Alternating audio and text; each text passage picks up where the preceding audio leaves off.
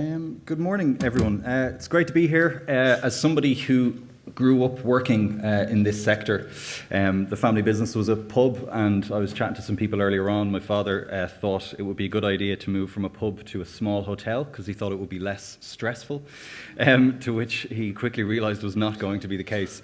So look, it's great that I'm able to be here today to deliver some of this work.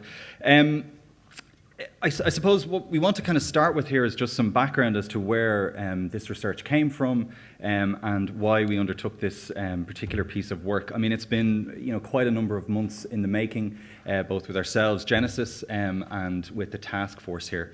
So I'm just going to start taking you through some of the background. So, as Anya has kind of mentioned, the Republic of Ireland represents a really significant opportunity for Northern Ireland. So 2016, Northern Ireland attracted more overnight visitors from ROI than they did from mainland Europe and even from North America. So there's a huge prize there on offer.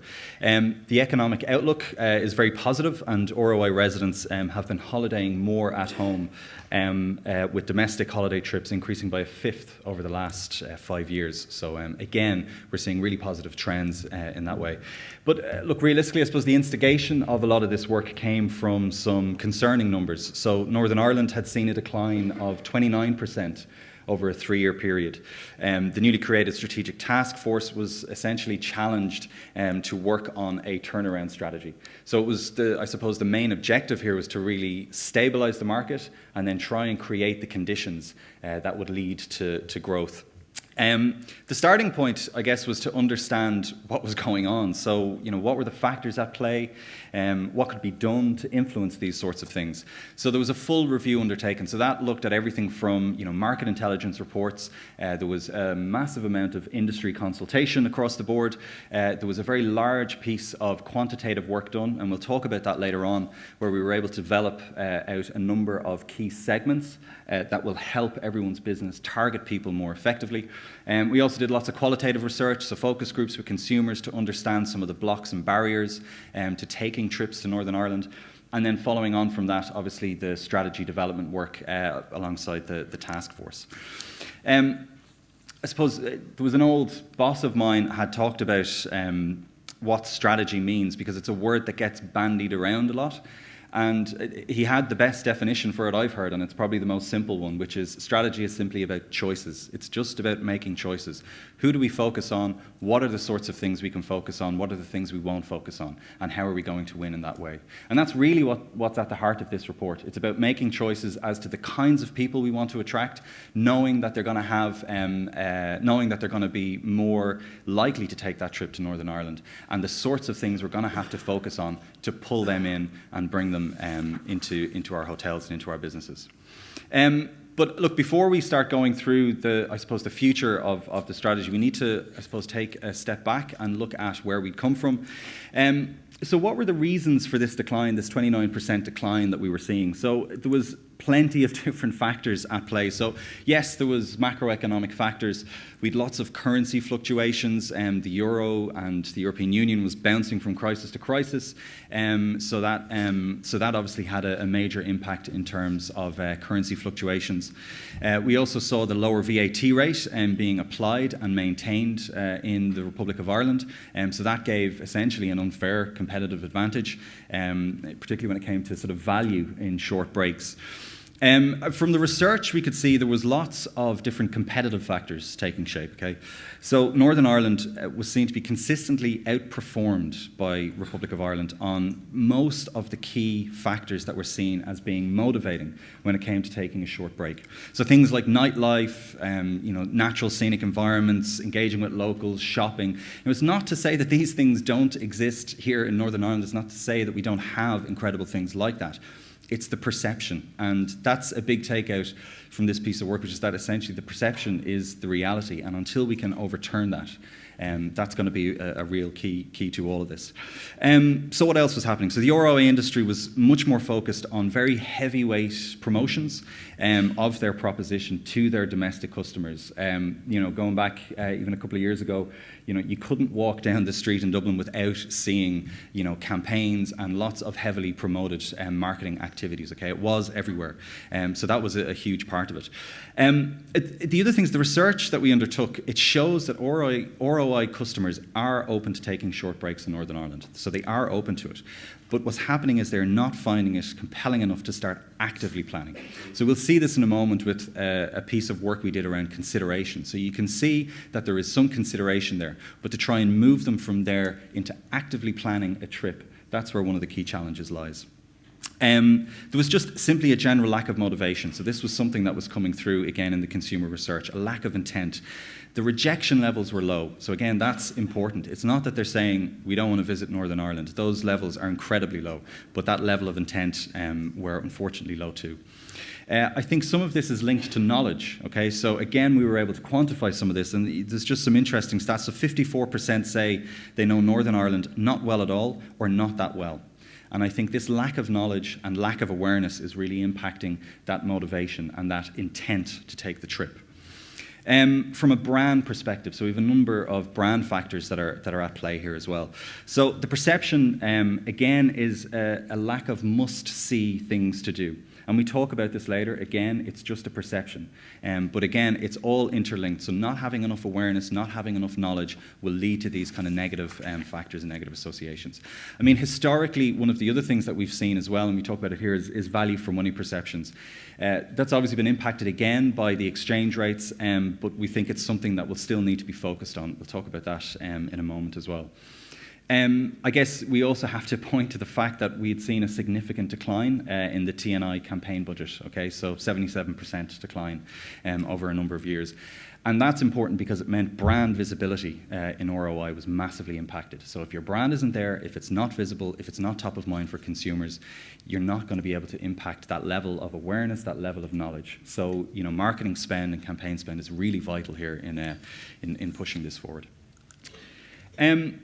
So there's a real opportunity, but it does come with some challenges. And this was something I mentioned earlier on. Now, I'm not going to start bamboozling people with loads of statistics today, so don't worry. This is about the most statistically inclined chart that you're going to see. So this just highlights those consideration factors. And if you look here along the interested column, so this is people looking to take short breaks. So you've got 77%. Thinking about it, interested in ROI, 65% in NI. So that's fine, these scores are okay. But what you start to see is as you move up the chain, so intending to take a break in the next 3 years and then actively planning, the numbers really start to fall off. And what this really relates to is, so you'll see here, the 65% to 58%. So what's that saying is 58% are intending, and of that, 55% will actively plan. So that leaves you with 32% of that whole population. So you've got 65% starting out saying, yes, I'm interested, but when you start to go through the motions, get to actively planning, you've only got 32%. When you compare that to ROI, you're up at 76%. So that's where the key challenge there is. It's moving them from that latent interest into getting them to actively plan. So these are just a couple of other slides that we've pulled from the research, which I think would be useful just to put some context on the strategy. We were able to identify a number of key drivers of importance for consumers and develop an index. So what you're seeing here on the ROI importance is just a list of factors that they think are important when it comes to selecting a break. So is it safe and secure? Is it going to be good value for money? Will I feel comfortable there? Is it easy to organize? All those sorts of things. And if you look on the far right column, you can see that difference. So the ROI is performing better than NI on pretty much all of those factors, with the exception of value for money. Now, again, thinking around the time when we actually did this research, this will obviously have been impacted by those currency fluctuations. But just to bear in mind, and again, not to start harping on about statistics, so the way in which we looked at these, so what number is significant? Well, it has to be 0.28 difference to make it significant, okay?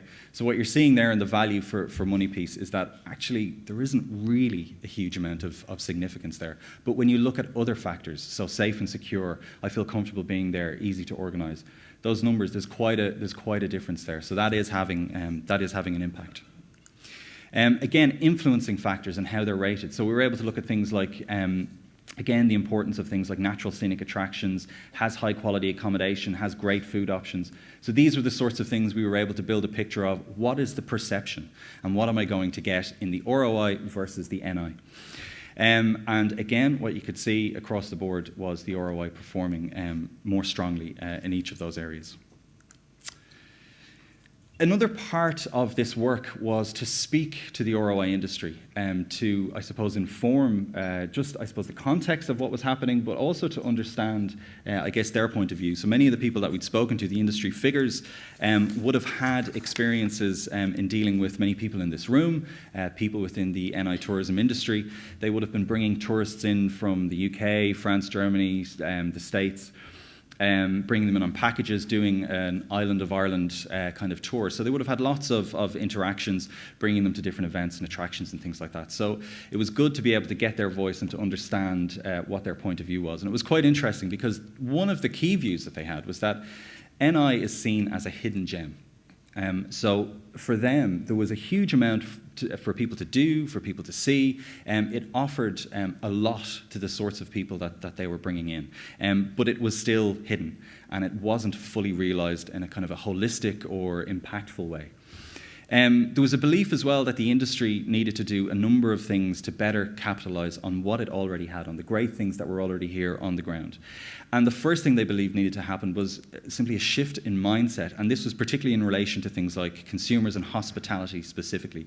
They felt it was something that the ROI industry had spent quite a lot of time and effort focusing on over the last number of years to its benefit. You know, and they talked about that. They talked about how that focus on consumers really helped improve their offer and really helped stand out and make an impact. They also felt that there was a far greater need for collective action. So again, this was something that came through. So a concerted effort to have strategic marketing initiatives, people working together, industry collaborating. And again, they felt that this was something that was happening on the ground, that they had spent a lot of time and effort working on, again, to its benefit. They recognised that there was huge amounts of progress being made. So in the arenas of like food, experiences, there was a significant shift in its offering. But again, I suppose one of the points that they'd made is that once you're outside of the main kind of tourist hubs, so Belfast, Derry, Londonderry, it's the offer becomes more fragmented and less consistent, particularly in relation to accommodation. So that was a key issue for them. There was also a belief that obviously investment makes all the difference. So when you have a sustained, coherent level of investment to promote the region, that's obviously going to help. So marketing and marketing investment is really important. And as we know, NI is currently lagging behind the ROI when it comes to this. So then I think it's important just to flag some recent performance figures, and Anya was talking about this just in the introduction. So, what we've seen, when you look at 2016 figures versus 2015 figures, so an increase 19% in trips, 6% in value, which is great. And it's also worth noting that 2016 saw the launch of one of TNI's most effective communications campaigns to date, which is brilliant, because it gave the ROI consumer real motivating reasons to take a short break. Okay, so it was a very powerful piece of work, and it can also safely be assumed that, again, back to that currency, it's going to have some positive impact in terms of the figures. We're also seeing, in terms of 2017 figures, that ROI holiday visits are up 33%. So spend is up significantly as well, which is great. But I suppose to put it into context, the figures are positive, but when you think about the fact that ROI residents took 5 million overnight holiday trips, they're spending, as Anya had said, close to £1 billion. It's a lot of money. It's a big prize that's up for grabs. And NI's share of that was 3% of holiday trips, 4% of holiday spend. So that's 3% volume, 4% value. So there's, a huge opportunity there for the taking. And we hope that this piece of strategy work is going to help build towards that. So why go for growth now? We've got 8 reasons why we think it's an important time to do it. We've already talked about the fact that there is momentum. So the numbers are picking up. There was a great campaign which gave people reasons to choose Northern Ireland for a short break, but there's lots of other reasons as well. The ROI market is stronger for regional dispersion. So about 75% of ROI visitors will stay outside of Belfast. And visitors are more likely to visit NI outside of peak seasons. So it just means that there's greater spread across the region and there's greater spread across seasonality as well. So that's really important. We can also see, again, going back to those consideration charts, that there's latent interest in visiting. It's really just about moving them up the consideration set to become active planners to taking that trip. We'll talk about that in terms of developing the brand, focusing on a big thematic idea, giving people a sense of the knowledge and awareness of what is really on offer and being able to push them through that consideration phase. There's also positive outlook and sentiment in ROI, which is great. The market is buoyant. They're taking more trips at home, so there's an opportunity to get an even bigger share of this. Again, a need for diversification. So realistically, we don't know how Brexit is going to impact us. The visitor numbers from GB have remained roughly the same, but we know that spend is down. So diversification is going to be important if we're going to protect the market. Another factor here is cost to influence. So this is a very rational kind of media argument, but realistically, it's going to be cheaper to reach into the ROI market and convert people. Okay, and that's just a very rational thing to say, but it's true. Also, when you look at things like the dissipation and negative associations. So again, from the consumer research and from the quant, we can see, with older consumers, there's still some of that kind of latent negative associations, but that is very much disappearing with younger consumers. So those that historical baggage isn't there with younger consumers. And also, when we look at the new hotel rooms and the investment that's happening, so 2,000 new hotel rooms being introduced in NI over the next 24 months, so there's some really fantastic accommodation that's going to be very relevant for the consumers in the ROI market. So there is so much happening in this market that makes it right to strike now. So what's the scale of the ambition? If anyone's flicked through that document, you'll see it's a big old stretch target. So this is very much a go big or go home. It's not marginal gains. This isn't inches. It's a big stretch target. So why do we think this is achievable? Well, realistically, the indicators that we're already seeing show that there's significant inroads being made. So the numbers are improving. Overnight trips increased by 23%, as we'd said. Holiday trips up by 33% compared to the same period in 2016. So there's a significant increase already in spend, which is great. So this will potentially reduce the annual growth levels that are required in subsequent years. But look, let's be honest, the Taskforce have an ambitious target, and we believe it's something that is absolutely, definitely achievable if we can work together as an industry to bring it. So how are we going to do it? So that's all the kind of the background and the context. But what's going to happen? How are we going to do it? Well, I think the first focus is on consumers, and we've talked about this. That really focusing on who they are and what they want is going to help deliver a better product and a better experience and pull more people up to NI. So I suppose it's also important to say, the thing is, when you start to present segments, okay, it's not to say that we don't want everybody. Of course we want everybody, but there are certain people we want more. And there are certain people that will be easier to attract. Certain people will be more open to taking those trips. And that's the real benefit of segmentation. We're able to look at the kinds of people that will be of more value to us and who will be able to pull over the border much easier. So how is all of this done? So segment focus was based around a very large piece of quantitative work. And from that, we were able to develop 8 segments, of which 3 we identified as having priority. And the way in which we did that was we looked at the scale, we looked at the value, and the propensity. So scale is really just the size of them. So how many of them are there? The value is the level of spend that they have on short breaks. So how much are they spending? And the propensity. So what's the future likelihood of them to take a trip in NI? So when we bring those 3 things together, we were able to pull out the 3 priority segments. And here they are. So we've actually got a little bit of video on each of them as well, which is great. So hopefully we'll be able to bring it to life for you. Just to introduce them, so the first one here is what we've called active maximizers. They're roughly about 10% of the market.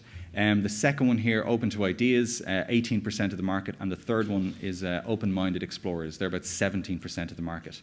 And in total, they make up about 45% of the whole addressable market. So it's a huge chunk of people. And these three people have the size and the scale and the propensity to deliver growth in NI. So that's why we focused on them. Now, behind each of these, we have stacks and stacks and stacks of information. I'll show you a slide. It's not the prettiest after we look at some of these videos, but it'll just give you a flavour of how much information we have available on each of them to help everyone in the industry really target these people.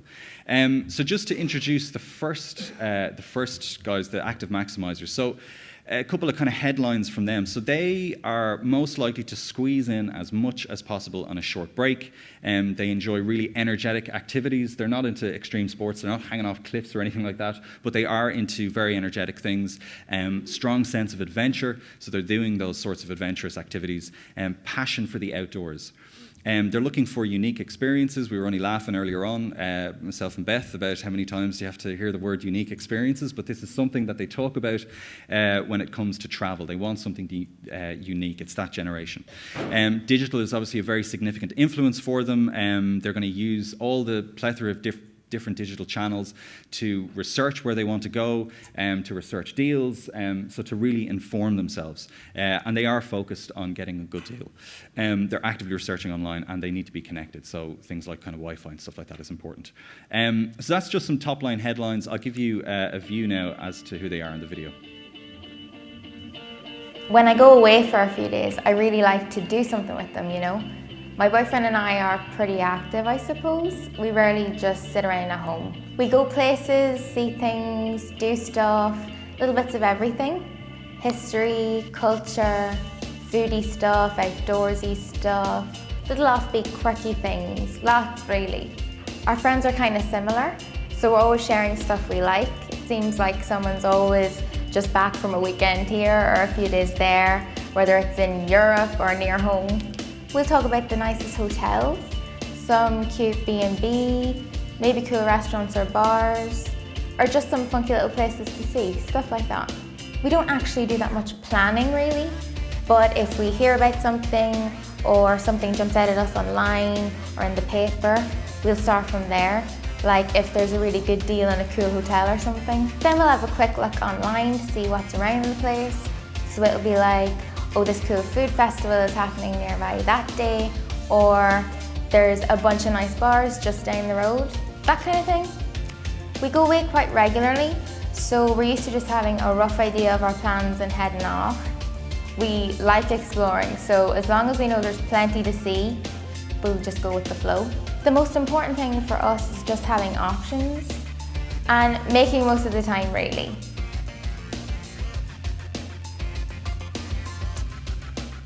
Okay, so that's our first one, active maximizers. The problem with some of these segments is that when you watch them, you start to realize that used to be me, and now 2 kids later, that is unfortunately not me. So anyway, the second segment we're going to look at is open to ideas. So again, just some headlines on who they are. So again, they're conducting a lot of research online. They're considering reviews. They're very influenced by media. So again, they'll use all the different channels to inform themselves. Quite open-minded, again, interested in things like outdoors, sport, music, history, so perhaps a broader range of things. Seeking organised but not adventurous activities. So they like to have a little bit of structure, a little bit of organisation there, but again, they're not going wild on these sorts of things. Motivated by the nature and outdoors. Again, that's really important. They like to plan, unlike the previous segment, and they like to have an itinerary. Value for money again is obviously going to be important. Influenced by the deal. So if they can get a good deal, they'll take it. They like easy to get to destinations, and again, that's an important piece here. So I'll play the video again, and we'll see what you think. My wife and I try and get little breaks to ourselves every now and again. We've young kids, so any chance to escape is welcome. Mostly it's time for just us, but we would take the kids away with us the odd time.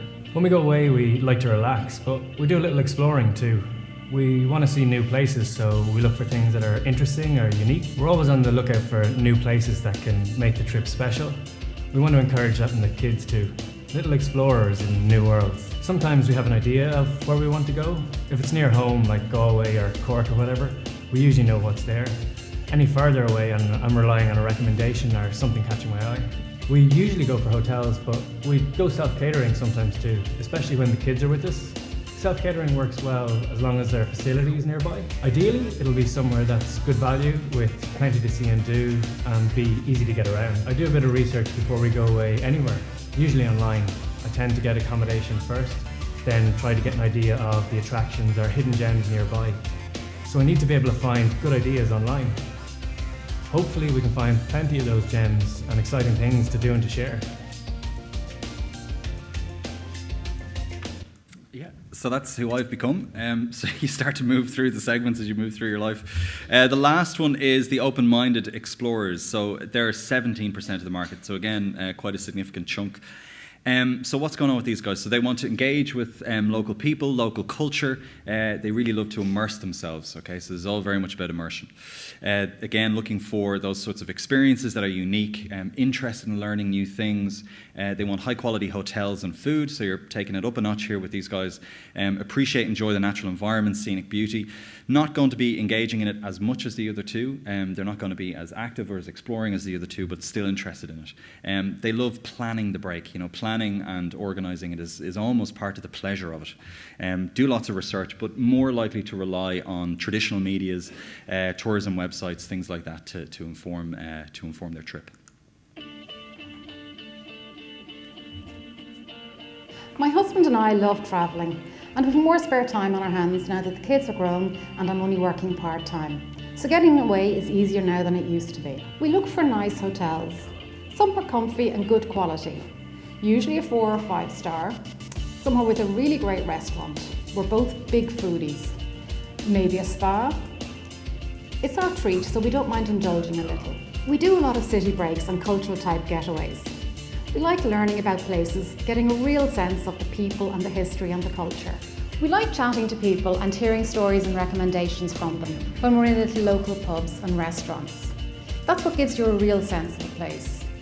And it makes for a more richer and more memorable experience. We do our research before we go, just to get a sense of what's there and an idea of our plan. It's all part of the build, isn't it? Getting excited for your trip. We look for historical things nearby, castles, gardens and the like. Then exhibitions, museums and any areas of natural beauty, things like that. I also like having the option of little tours we can take or itineraries we can follow. That's a good way to see a lot of the best bits. For us, it's all about meeting interesting people, learning a little history and seeing beautiful places.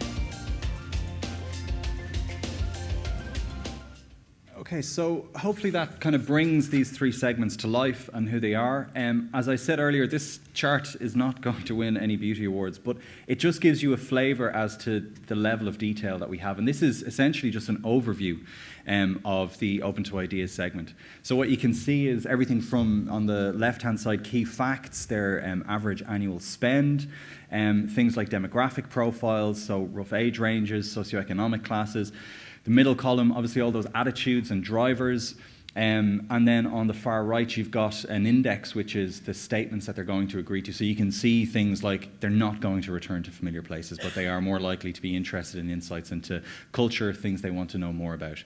So it's just an example to show the level of detail that sits behind many of these segments, and because of that, they can be really useful and really tangible when it comes to targeting and finding the right sorts of people for your businesses. So just to move on to the future strategy. So when we worked with the Taskforce and we used all of this market research and all of our understanding to inform it, we felt that there was going to be 3 key areas of focus in order to deliver success and in order to deliver growth. So the first was around industry engagement and development. The second was around brand proposition delivery, and the third was around a product and experience development program. So I'm just going to talk through each of those briefly. So the first one is around industry engagement and development. So in order to make a real success of this strategy, the industry has to work together. This has to be owned by the industry. It needs to be focused on it and working in tandem if it's really going to succeed. Okay, so it's really over to you guys in terms of this strategy. And there's 3 components to this. And the first one is about commitment. Okay, so the strategy for growth is about the entire industry taking it on, vital that the industry supports it and gets behind it and driving its implementation. A lot of the industry might be interested in the ROI market, but I think it's fair to say that the degree to which it's been a core focus varies and has varied over time. Now, T&I is going to play a key role in coordinating the strategy, setting out the scale and value of the opportunity, and helping the industry in terms of those priority segments that we looked at, and so on. But the industry itself has to pursue the growth itself from this market. So that's going to mean a sustained focus on the ROI market, where resources, time, money, people are used effectively to win share. When it comes to industry understanding. So again, it's going to be important for the industry to develop an understanding of the products and experiences that it's going to have to win against. So we need to understand, what does ROI have on offer, in what areas are they beating us, and how are we going to challenge it. And T&I are going to help here too. And that's going to be done through familiarization trips to the ROI, masterclasses, seminars, and those sorts of things. The third component of this is about enabling and supporting active promotions by the industry aimed at the ROI market. So Tourism Northern Ireland might create the conditions for sale. That's what a lot of this today is about, through its marketing and its activities. But realistically, the products and the offers from the tourism industry is what closes the sale. So that's what will really bring the people through and get them into that active planning stage. We've got a specific program looking at things like guidance, support, incentives. That's all being developed, and that's aimed at encouraging the industry to promote the ROI consumer and intermediaries more effectively through the key channels. The second component of this is going to be around the brand proposition and its delivery. So having looked at all of the existing data and all the primary research that's been done, we know that the products and attractions and the experiences have the potential to drive relevance and differentiation for NI. So we know that they have the potential to cut through and create an impact. It's the knowledge, and we talked about this earlier on, those kind of knowledge levels, those awareness levels is what's tripping us up. So ROI consumers have some sense of what a short break might look like, but their depth of knowledge and their understanding can start to get a little bit shady when they think about the details. And when we kind of spoke to people in the groups, there were sort of two issues. So what happens is ROI consumers end up not feeling confident or capable of organising that short break. And then the other issue is that in the absence of that knowledge, they start to fill it with negative associations. And that's just human nature, but that's what we see. So when they don't know, they just start making assumptions. And that's something that we really have to cut off at the pass. So what are we going to focus on, and how are we going to tackle this? So there's a number of different areas. So the first is simply building the basic knowledge of what NI as a short break destination looks like. Okay? And again, a lot of these things are going to be interlinked and connected by things like campaigns and marketing and those sorts of initiatives. Designing and delivering an NI proposition of scale, and we'll talk about that in a moment, but those big thematic ideas that help people find a sense of place and a sense of understanding for what NI is really about. And again, going back to that ROI industry piece that we had done as part of this work, you know, obviously a lot of people had talked about the Wild Atlantic Way and those sorts of things, those big thematic experiences that help bring it to life. And we've seen some of those things here taking off, so Titanic and the coastal routes and stuff like that. So that's going to be a really important piece to this. Obviously communications, and this is what I mentioned, all of these things are linked. So using communications to drive impact with those priority segments. And those segments will help you target the messages to the right kinds of people. And that relates then obviously to the channels and media utilization. So, you know, how do we reach the best people and the people that we want and communicate with those segments that are going to be of most value to us? And that's again where the power of the segment comes in. So it's going to be important to build capacity in that area. So things like online travel agents are going to be more important, user-generated content, earned media, all of these things are going to be key in this area. Look, it also has to be acknowledged at this stage that we're not at the same point of development that the ROI is at. So with this in mind, it's critical that the appropriate investment in the tourism experience is going to be allocated, and that T&I and the broader industry must have a case make for additional funding. So the NI has a lot of potential, but a lot of it is latent, and the investment is going to be required in order for this to be unlocked. The other issue here is around value for money, and again, we've talked about this. It's historical. It's something that is still going to have to be addressed despite you know, the currency variations working in our favour. There's a historical perception there, so I think, you know, looking at the right kinds of promotions delivered in the right sort of way is going to help challenge that. The third piece of this is around product experience development. So when it comes to this, the real objective is to establish a range, so from attractions, accommodation, food and drink, and connected experience that at a minimum rivals what's available in the domestic ROI market. This can bring, we believe, differentiation to the market and really give people a solid, unique reason for travelling and taking that trip. There's already a huge amount to offer, as we've said, but currently under development. The challenge now is to really improve the standout and integrate them in a way that really engages these target consumers. I think when it comes to the established experiences, the review again affirmed the appeal and attraction of NI's current standout products. So again, the Titanic, Giant's Causeway, the coastal routes, but the challenge is to make established iconic experiences out of them. It's about making them a see now attraction. And again, we talked about that earlier from the groups. You know, one of the anecdotes out of it was that, yes, it's on my list, but it's not in the short to medium term, it's a longer term thing. So it's about making NI as a destination something that I'm going to do this year. Leveraging niche or special interest experiences, that's the second point there.